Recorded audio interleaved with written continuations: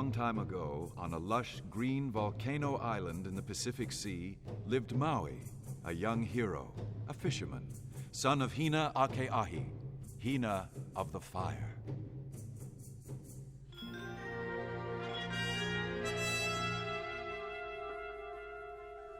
Maui had magic powers.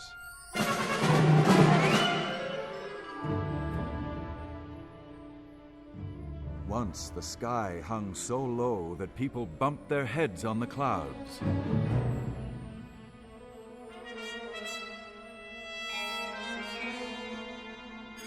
So Maui leaned his shoulder to the sky and pushed it up, higher than the mountains.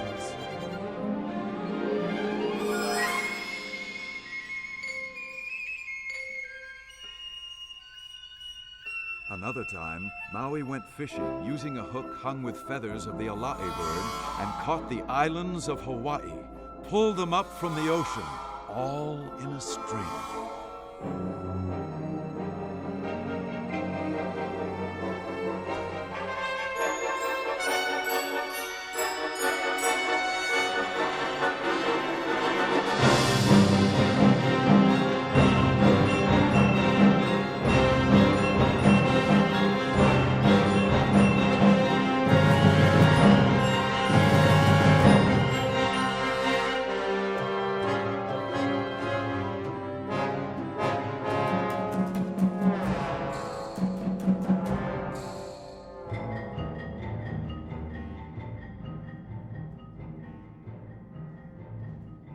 This is the story of how Maui captured the sun, snared him beam by shining beam, and caused the summer and winter seasons, and became known as the spreader of light.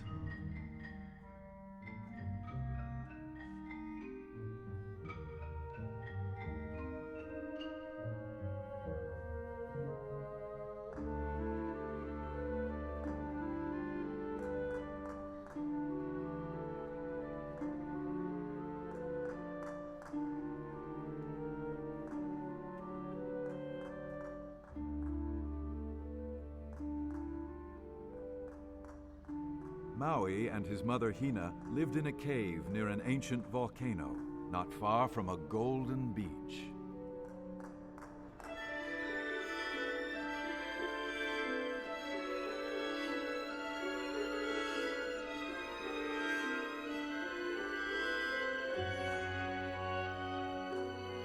Every day, Hina pounded out wet bark cloth called kapa on a long wooden board and cooked food while Maui fished, casting his nets wide into the sea.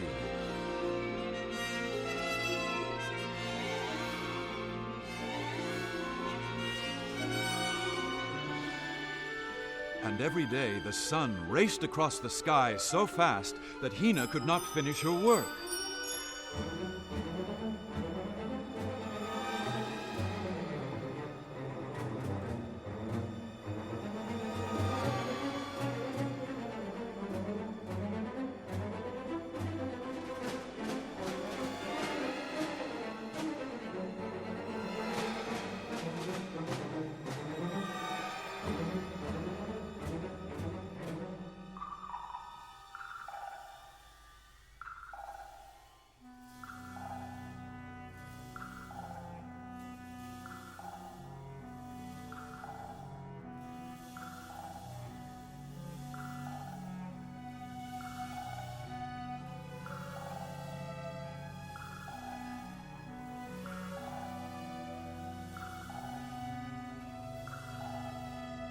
"Why is the sun in such a hurry?"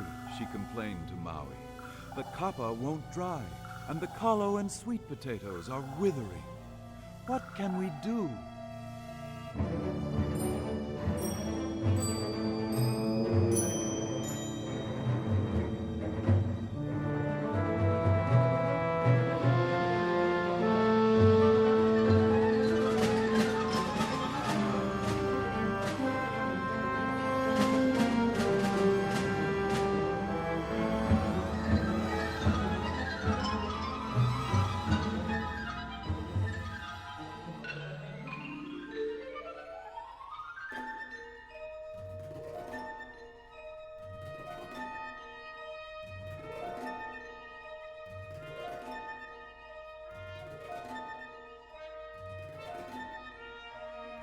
Maui thought and thought. The longer he thought, the angrier he got. "I'll show the old sun," he declared to his mother. "I'll show the sun who's Luna here."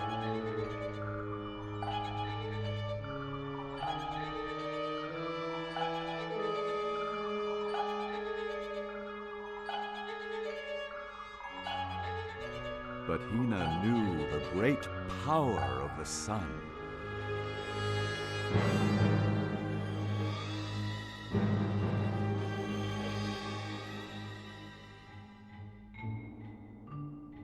"If you want to tame him," she told Maui, "you will need the help of Mahuie, your grandmother.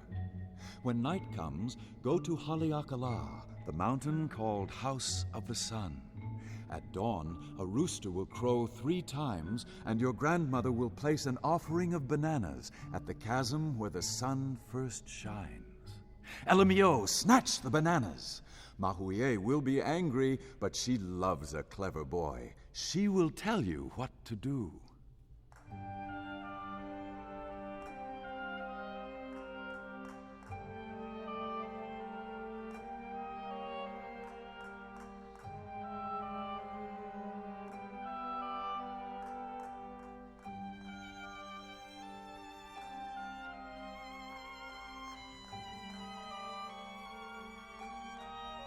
Maui set out for Haleakala and hid in a wili-wili tree nearby.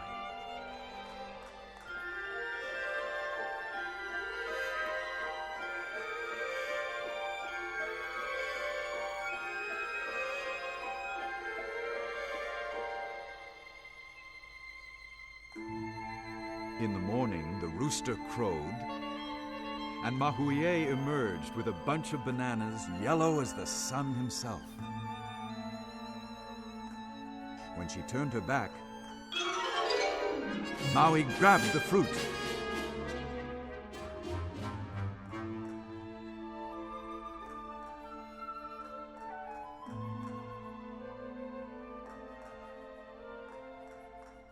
Mahuie brought more, and Maui took them too.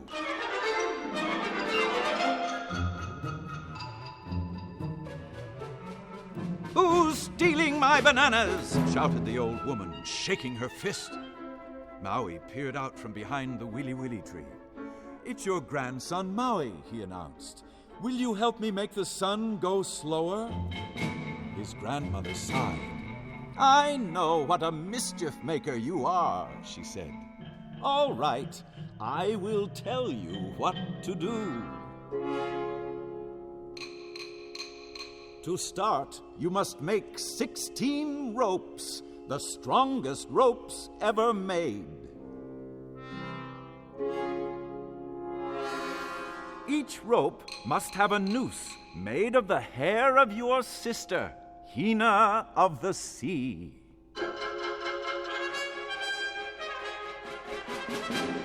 Maui scurried off.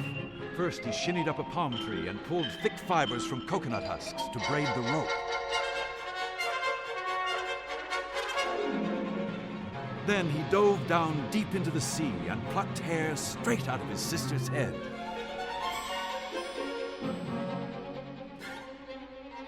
Using needles of the silversword plant, Maui began to weave the ropes and nooses.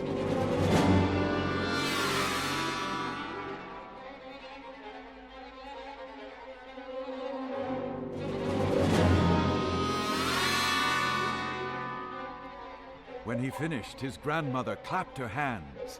"Good," she said. "Now take my magic axe, and you are ready to challenge the sun."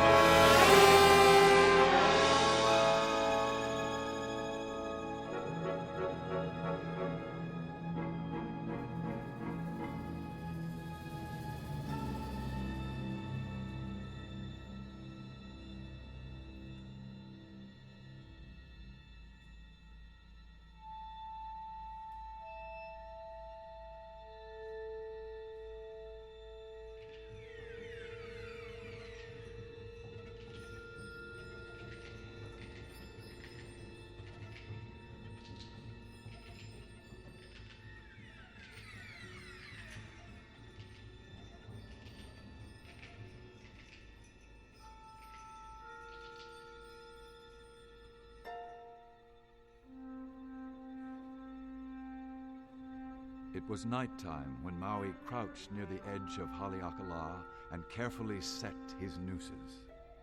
All was dark and quiet.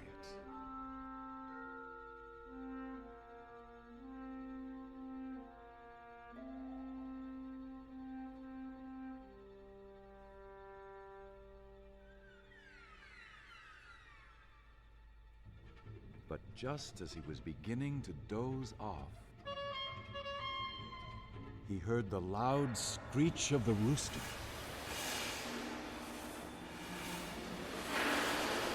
The wind burst through the chasm. The earth began to crackle with warmth.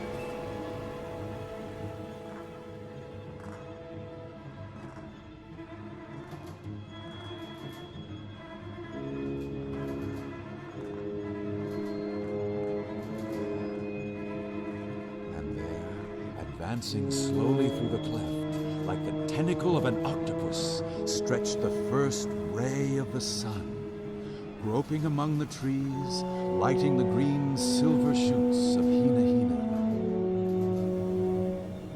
Hina, until it stepped right into the first noose. The golden beam flashed with surprise, but it was too late. The sun could not cease his majestic roll across Haleakala.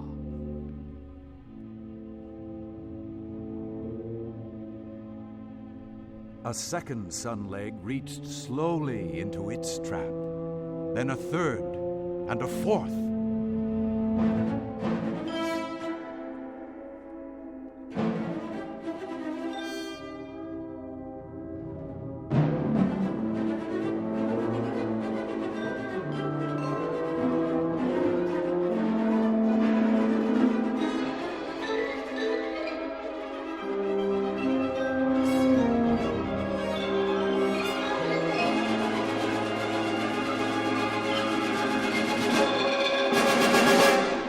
Finally, the 16th leg heaved itself brilliantly over the mountain and sank into the last noose with a mighty explosion. Hunks of fire flew everywhere. The sky was bright with sparks. The sun was burning mad.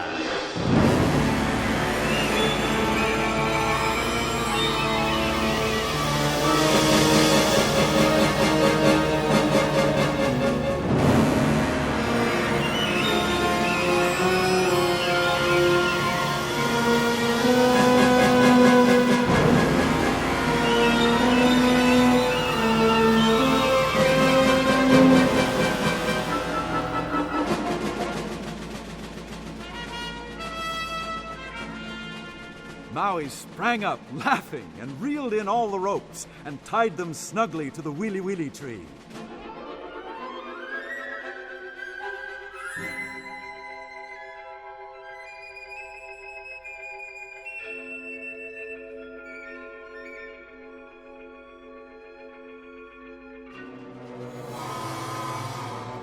The sun flared furiously, roaring a battle cry loud and hot as bursting lava. "Let me go!" the sun screamed, spitting boiling fireworks and scorching Maui's skin.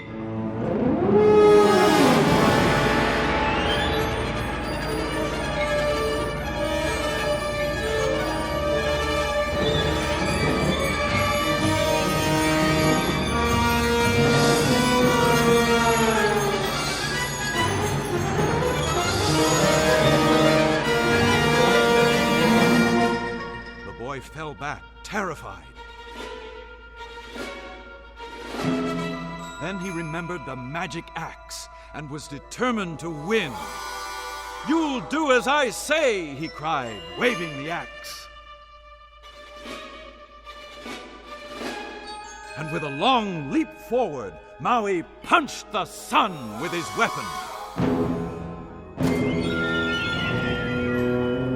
He struck again and again.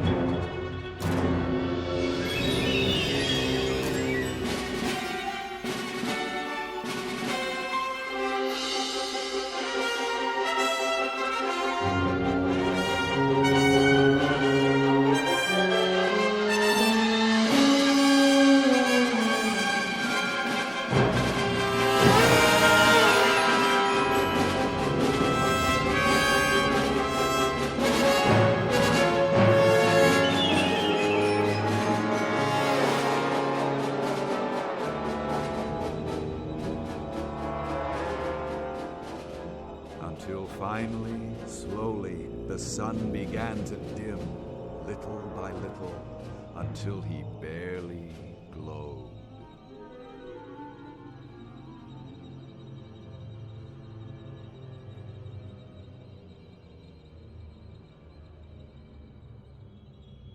All right, Maui, muttered the sun with a dull flicker. What do you want? Maui was triumphant.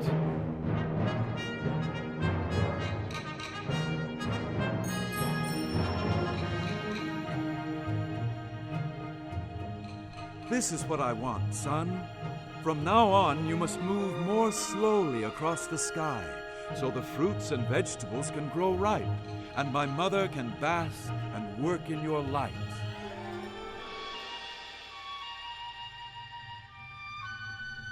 This command irritated the sun, who chafed indignantly at his ropes, scattering little embers all around Haleakala. He groaned. What about just some of the time?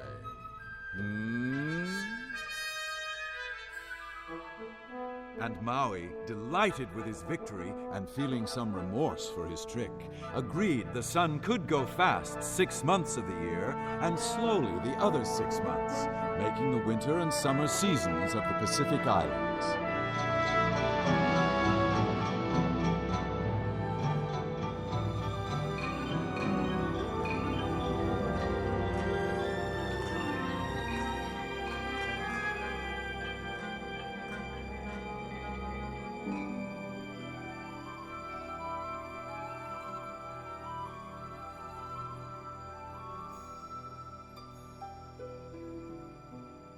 Now that we've settled this, the sun wailed, will you let me free?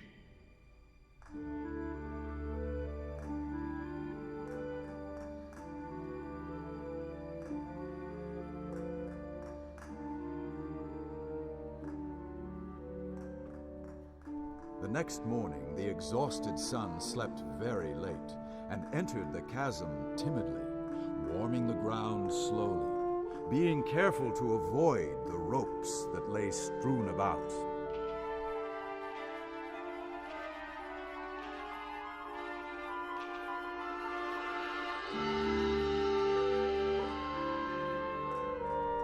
Why is your trap still here?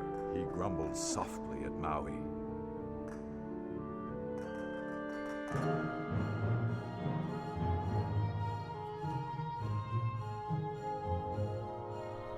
The young hero, who was weary from fighting and cold from sleeping by the mountain, smiled when he felt the delicate heat of his former foe.